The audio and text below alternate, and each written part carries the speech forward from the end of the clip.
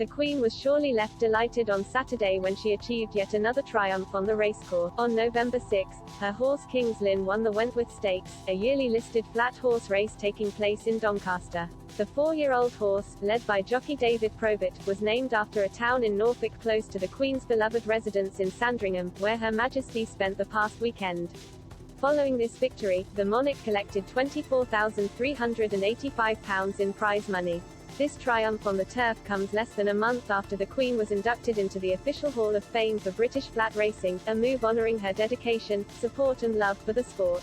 Her racing manager, John Warren, said last month this recognition would be the source of a lot of inner pride for the sovereign. He said, "I suspect that the Queen will have a lot of inner pride in being invited into the Hall of Fame." The Queen's contribution to racing and breeding derives from a lifelong commitment.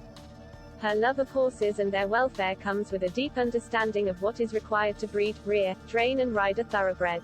Her Majesty's fascination is unwavering and her pleasure derives from all of her horses, always accepting the outcome of their ability so gracefully.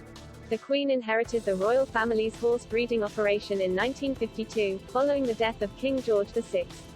Over the past decades, she gathered more than 1,800 victories, the first one taking place at Fontwell Park in 1949 with a horse named Monaveen. The only British classic race the Queen has yet to win is the Derby.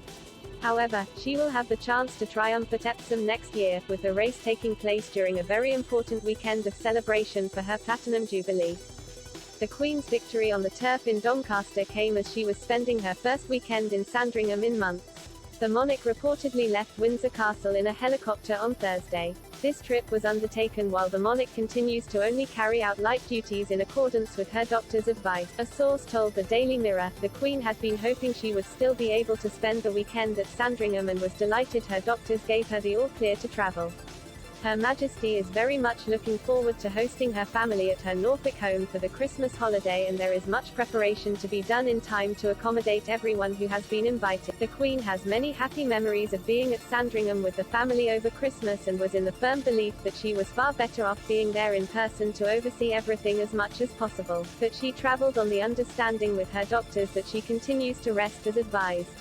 On Saturday morning, she was spotted being driven around the estate's grounds. The Queen appeared in high spirits as she smiled in the seat next to the drivers wearing a colourful headscarf and sunglasses.